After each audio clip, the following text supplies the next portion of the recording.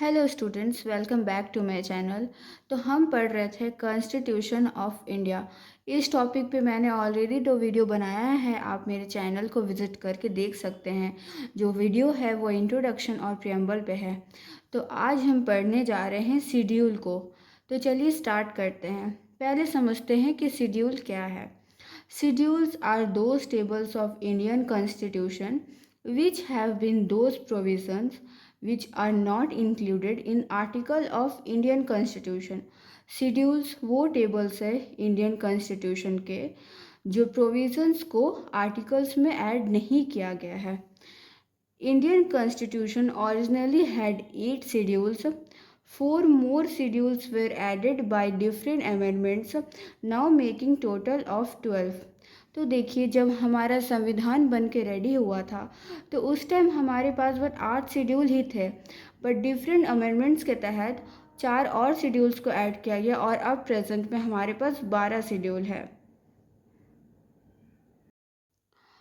तो आइए schedule first को देखते हैं। The name of Indian states and union territories of Indian and there areas. तो ये शेड्यूल फर्स्ट हमें बताता है इंडिया में जितने स्टेट है, यूनियन टेरिटरीज है, उन सबको डिफाइन करता है। और प्रेजेंट में हमारे कंट्री में 28 स्टेट्स और 8 यूनियन टेरिटरीज है। तो शेड्यूल सेकंड को देखते हैं। Salary allowances and pensions of different officers, जैसे president, vice president, governor of states, जजेस of supreme court and high court, speaker and deputy speaker of Lok Sabha, chairperson and vice chairperson of Rajya Sabha, attorney general of India, solicitor general of India, controller and auditor general of India. तो schedule 2 हमें salary और allowances के बारे में बताता है, ये कुछ ऑफिसर्स के बारे में। तो देखिए नोट हम देखते हैं। The salary and allowances of this government officers are decided by parliament except attorney general and solicitor general because this salaries and allowances are decided by president.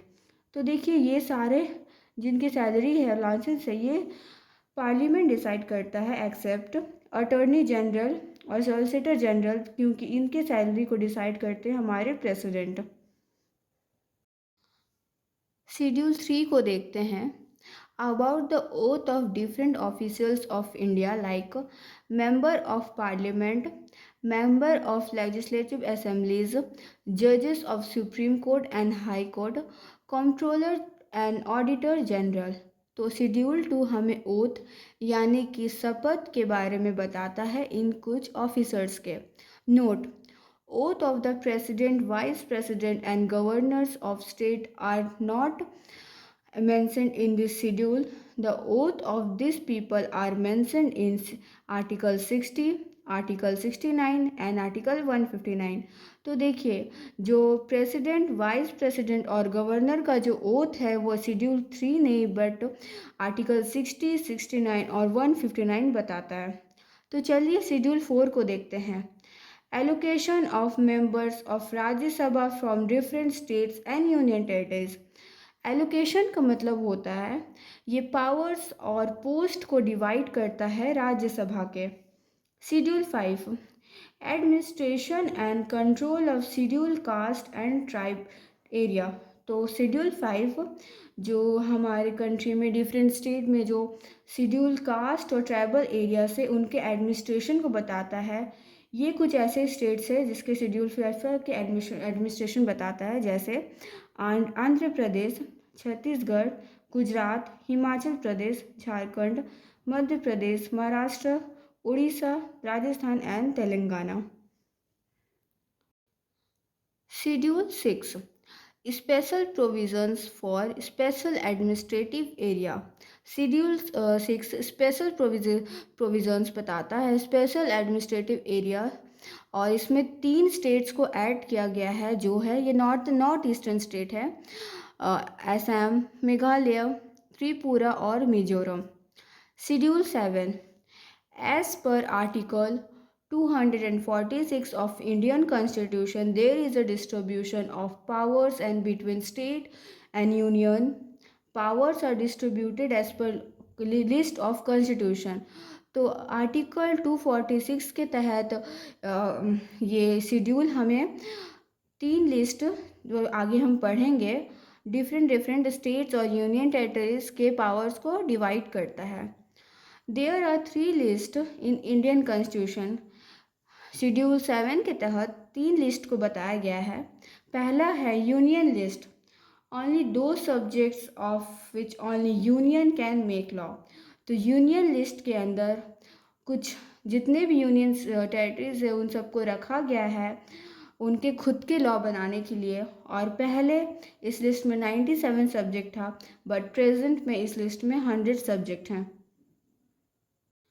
दूसरा है state list.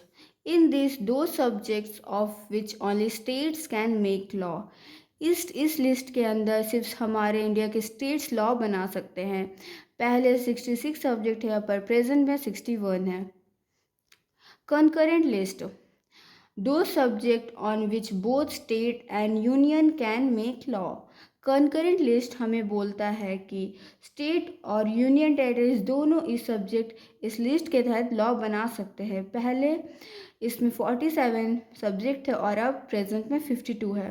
Note, as per 42nd constitutional amendment 1976 5 subjects were remove from state list and were added to concurrent list. 42nd constitutional amendment के तहत 5 subject को state list से हटाकर concurrent list में add किया गया। तो ये जो 5 सब्जेक्ट हैं, education, forest, wild life conservation, waiting and measurement, family planning and population control. Schedule 8 को देखते हैं। Languages in the constitution. The number of languages in our original constitution was 14, but after 3 constitutional amendments, the number of languages has now increased to 22। तो schedule 8 हमारे country के languages को बताता है। पहले हमारे कॉन्स्टिट्यूशन इस शेड्यूल 8 में 14 लैंग्वेजेस थे, बट 3 कॉन्स्टिट्यूशनल अमेंडमेंट के तहत और कुछ लैंग्वेजेस को ऐड किया गया और अब हमें प्रेजेंट में हमारे पास 22 लैंग्वेजेस है। आइए देखते हैं पहले 14 लैंग्वेजेस को। असमीज़, बंगाली, गुजराती, हिंदी, कन्नड़, कश्मीरी, मलयालम जो कि केरला का है, मराठी, उड़िया, पंजाबी, संस्कृत उत्तराखंड का है, तमिल, तेलुगु एंड उर्दू। तो ये हमारे बिफोर में थे। और चलिए अभी देखते हैं कुछ जो कॉन्स्टिट्यूशनल अमेंडमेंट्स हुए थे जिनके तहत लैंग्वेजेस को ऐड किया गया। जो पहला था हमारा 21st कॉन्स्टिट्यूशनल अमेंडमेंट एक्ट 1967, जिसमें सिंधी लैंग्वेज को ऐड किया गया था। 71st कॉन्स्टिट्यूशनल अमेंडमेंट एक्ट 1992, जिसमें नेपाली, मणिपुरी, कोंकणी जो गोवा और कोंकण का है उसे ऐड किया गया था। तीसरा हमारा है 92 कॉन्स्टिट्यूशनल अमेंडमेंट एक्ट 2003, जिसमें मैथिली बिहार का, बोडो आसाम और नागालैंड का, डोंगरी हिमाचल और जम्मू कश्मीर का, संथाली झारखंड का, ये 4 लैंग्वेज ऐड किए गए थे। तो हम शेड्यूल 9 को देखते हैं। Laws and land reforms added in first constitutional amendment act. Schedule 9 हमें बताता है लॉज एंड लैंड रिफॉर्म्स, मतलब कि स्टेट्स कुछ ऐसे लॉज को डिमांड कर सकते हैं जो उनके खुद के रिसोर्स और नीड्स को पूरा कर सके, और ये शेड्यूल ऐड किया गया था फर्स्ट कॉन्स्टिट्यूशनल अमेंडमेंट एक्ट 1951 तक के तहत। Schedule 10 anti defection law added in 52nd constitutional amendment act 1985। Anti defection law मतलब दल बदल नीति, इसे हम हिंदी में बोलते हैं, ये शेड्यूल 10 बताता है। Schedule 11, as per this, Panchayat became the part of Indian Constitution. 29 subjects were added on which are work and responsibility of Panchayat। तो इस शेड्यूल 11 हमें पंचायत और ग्रामीण एरिया के पावर्स एंड एडमिनिस्ट्रेशन को बताता है। Last but not the least, schedule 12, as per this, municipality also became part of Indian Constitution. 18 subjects were added which were work and responsibilities of municipality। तो जो municipality है उसके powers, works and responsibility को बताता है और इसमें 18 subjects को रखे गए हैं। आई होप फ्रेंड्स आप लोग को आज का टॉपिक समझ आया हो। समझ आया तो इस वीडियो को लाइक एंड शेयर करें और अपने फ्रेंड्स के साथ शेयर करें और चैनल को सब्सक्राइब करें। Thank you.